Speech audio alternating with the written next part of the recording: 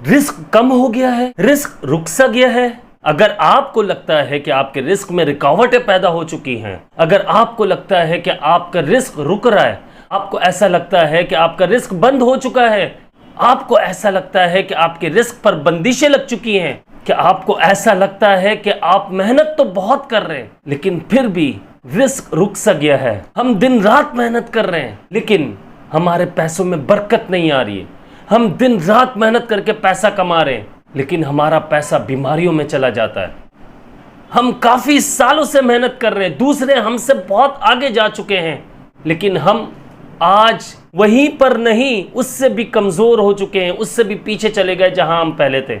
हमें आगे बढ़ना चाहिए था लेकिन हम पीछे हटते चले गए। रिस्क की तंगी आ चुकी है, रिस्क में बरकत खत्म हो चुकी है। तो आज इस वीडियो में आप लोगों के काफ़ी कमेंट्स आने के बाद आज इस वीडियो में मैं आप लोगों को बताऊंगा कि इंशाअल्लाह रिस्क की फरावानी कैसे शुरू होगी। ये सब कुछ ये याद रखिएगा, अल्लाह पाक करता है, सिर्फ अल्लाह रब्बुल इज़्ज़त ही करता है। रिस्क के दरवाजे हमारे लिए अल्लाह रब्बुल इज़्ज़त ही खोल सकता है और कोई भी नहीं खोल सकता। ये सबसे पहले ज़हन नशीन कर लेना आप लोगों ने। तो आज हम बात करेंगे रिस्क की फरावानी के ऊपर, रिस्क के दरवाजे कैसे खुलेंगे, जो हमारे रिस्क पर बंदिशें गिरह जो लग गई हैं वो कैसे खुलेंगी। हम जो मेहनत कर रहे हैं, हम दिन रात एक कर रहे हैं लेकिन रिस्क जो रुक गया है वो कैसे बढ़ेगा, कैसे हमारी मेहनत का फल हमें मिलने लग जाएगा, कैसे रिस्क की बारिश होने लग जाएगी। ऐसा क्या करना होगा हमें जिससे रिस्क हमारे पीछे भागने लगे, दौलत हमें ढूंढते हुए हमारे पास पहुंच जाए। तो आज की इस वीडियो में बात करता हूं मैं इंशाअल्लाह। शुरू करते हैं वीडियो को। बिस्मिल्लाहिर्रहमानिर्रहीम। रब्बिश्रह ली सदरी वयस्सिर ली अमरी वहलुल उक़दतम मिन लिसानी यफ़क़हू क़ौली अल्लमल इंसान मा लम यअलम रब्बी ज़िदनी इल्मा। अस्सलामु अलैकुम वरहमतुल्लाहि वबरकातुहू। मैं हूं अब्दुल्ला बिन हमीद और आप देख रहे हैं मेरा यूट्यूब चैनल। आज के इस व्लॉग में मैं आप लोगों को बताऊंगा कि रिस्क की फरावानी कैसे शुरू होगी, रिस्क की बरकत कैसे होगी। अमल भी बताऊंगा मैं आपको इसके लिए जो दिल को सुकून देता है, नींद को बेहतर करता है, रिस्क ढूंढते हुए हम तक पहुंचता है, दौलत ढूंढते हुए हमारे पास पहुंच जाएगी। ऐसा हो जाएगा इंशाअल्लाह। अल्लाह रब्बुल इज़्ज़त ने चाह दे कि मैं जो चीज़ें बताऊंगा उस पर अमल करना है। और अगर आप अपने भाई की बात मानते, अब्दुल्ला भाई की बात मानते, आप ये अमल करते, इंशाअल्लाह आप ये देखिएगा कुछ ही दिनों में, कुछ ही टाइम में आपके रास्ते कैसे खुल जाएंगे। आपको समझ में नहीं आएगा कि रिस्क, मैं इतना परेशान था, रिस्क मुझे ढूंढते हुए आ रहा है। अल्लाह पाक ने ऐसा करम किया है। ये याद रखिएगा, जरूरी नहीं है कि हमारा दुश्मन ही हमारे रिस्क को बंद करवाने की कोशिश करें। बाज़ औक़ात ऐसा होता है कि हम खुद अपने रिस्क को बंद कर देते हैं, यानी अपने रिस्क के लिए मुश्किलात पैदा कर देते हैं। मेहनत की बात नहीं कर रहा हूं मैं, खाली मेहनत की नहीं, मेहनत तो माशाल्लाह सब करते हैं, मेहनत नंबर 1 चीज़ है, ये याद रखिएगा। रिस्क बंद कैसे होता है हमारी गलतियों की वजह से, ये सबसे पहले बात करते हैं, फिर मैं अमल बताऊंगा इंशाअल्लाह। रिस्क बंद होता है हमारी गलती की वजह से। नंबर 1 पर यह याद रखिएगा कि नापाकी की वजह से, अगर आप नापाक रहते हैं तो आपके घर में रिस्क नहीं आ सकता।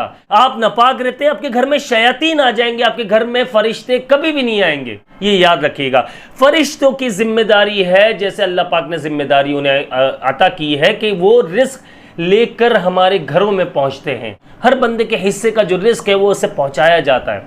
तो जब हम नापाक रहेंगे या हमारा घर नापाक रहेगा, या हमारे घर में मकड़ी के जाल होंगे, या हमारे घर में चाहे धुले हुए कपड़े हों या मैले कपड़े हों, वो इधर उधर फैले हुए होंगे। ये नॉर्मल अक्सर शिकायतें मैंने देखी है कि हमारे रिस्क में तंगी। तो ये चीज़ें याद रख लें, इन चीज़ों को सही कर लीजिए। ये हमारे घर में कपड़े फैले हुए हों, चाहे वो धुले में, वॉश हुए में, या ऐसे ही है गंदे मैले।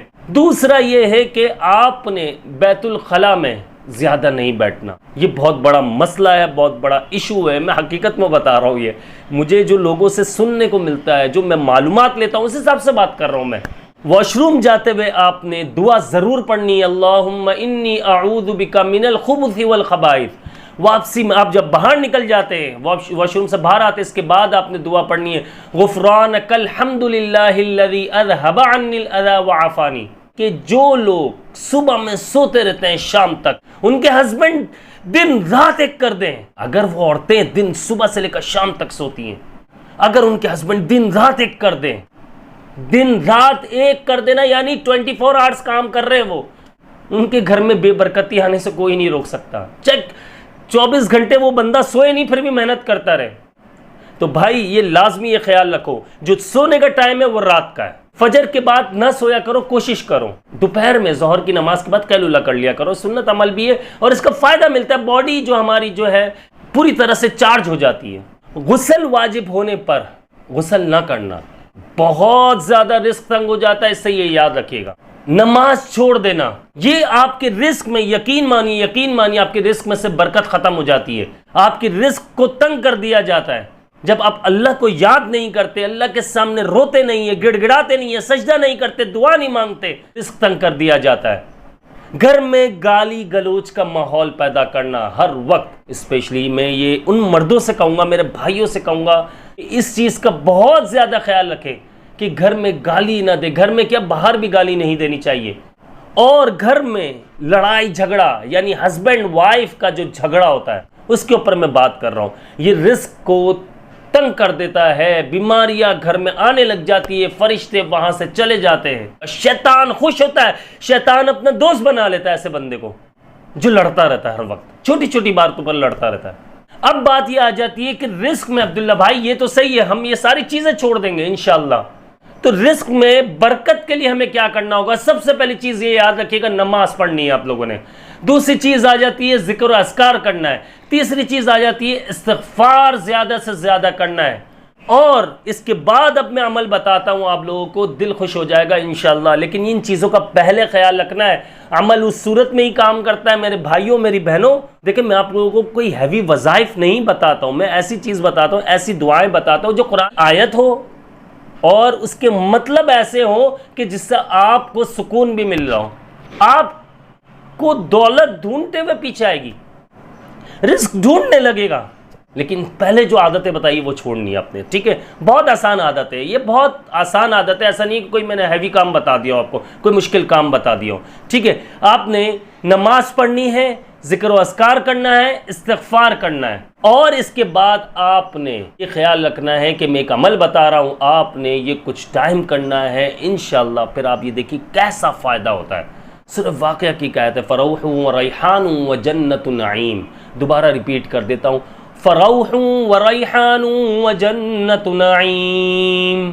ये कुरान शरीफ में सूरह वाक़या उसमें एक आयत है, ये आपने खुद पढ़नी है, ठीक है? 313 मरतबा पढ़ सकते हैं, ज़्यादा से ज़्यादा 111 मरतबा कम से कम पढ़ें, ठीक? अव्वल व आखिर 11 मरतबा दरूद शरीफ पढ़ना है। अब आपने पढ़ना कब है ये मैं आप लोगों को बता देता हूँ। आपने मगरिब की नमाज के बाद या तो पढ़ना है, या फिर आपने सुबह फजर की नमाज के बाद पढ़ना है। और जो ये मैंने आदतें छोड़ने का बताया ये लाजमी है, और जो मैंने पढ़ने का बताया ये भी लाजमी है। नमाज का जिक्र अस्कार का इस्तिग़फ़ार का बताया ये भी लाजमी है, क्योंकि देखिए नमाज से रिस्क में जो आपके तंगी है, परेशानी, ये तो दूर होनी है, लाजमी हो जाएगी इंशाअल्लाह अल्लाह रब्बुल इज़्ज़त ने चाहा। फिर इसके बाद आप जब कुरान मजीद पढ़ते हैं, जिक्र व अस्कार करते हैं, तो ये याद रखिएगा आपके दिलो दिमाग को सुकून मिलता है, आपकी बॉडी फ्रेश होती है। इस्तिग़फ़ार आप करते हैं, आपके गुनाह तो माफ़ होते ही होते हैं, लेकिन रिस्क की तंगी दूर कर दी जाती है, रिस्क बहुत तेज़ी से आने लग जाता है। और फिर इसके बाद जो मैंने आपको कुरान शरीफ की एक आयत बताई, सूरह वाक़या की, ये आयत आप 111 मरतबा कम से कम पढ़ें मगरिब के बाद या फजर के बाद। आप ये देखिएगा इंशाअल्लाह अल्लाह रब्बुल इज़्ज़त ने चाहा। कामिल यकीन के साथ पढ़ना मेरे भाइयों, कामिल यकीन के साथ। आप ये देखिएगा दौलत आपको ढूंढते हुए आप तक पहुंचेगी, रिस्क आपके पीछे भागेगा। घर को पाक साफ रखें और अमल करते हुए किसी को ना बताएं कि मैं ये अमल कर रहा हूं, लोगों से छुप कर अमल करें। ये नहीं कोई भी आप अच्छा काम कर रहे छुप कर करें, नहीं बताया करें किसी को भी। कुछ टाइम करें, आप दुआ देंगे इंशाअल्लाह। आप ये देखिएगा कि कैसे रिस्क के दरवाजे खुलते हैं, कैसे आपके माली मामला जो खराब हो चुके, आप कर्जों में आ चुके हो, सबसे बाहर आ जाओगे। आप नोट कर लीजिएगा आज मैं कितना पैसा कमा रहा हूं, और आपने जब ये शुरू कर देना है तो 1 महीने बाद भी नोट कर लीजिएगा कितना पैसा आ रहा है मेरे पास। दुआएं देने लग जाओगे, यकीन करो। मैंने जो चीज़ें बताई वो छोड़नी है कि यार जो बुरी चीज़ें वो छोड़ दो सारी। और इसी के साथ मुझे अपनी ख़ास दुआओं में याद रखिएगा। मैं हूं आप सबका भाई अब्दुल्ला बिन हमीद। जिन्होंने अब तक चैनल को सब्सक्राइब नहीं किया, लाजमी सब्सक्राइब कर लो यार, बेल आइकन को ज़रूर प्रेस कर लेना। मिलते हैं इंशाल्लाह कल एक नई वीडियो में। अस्सलामु अलैकुम वरहमतुल्लाहि वबरकातुहू।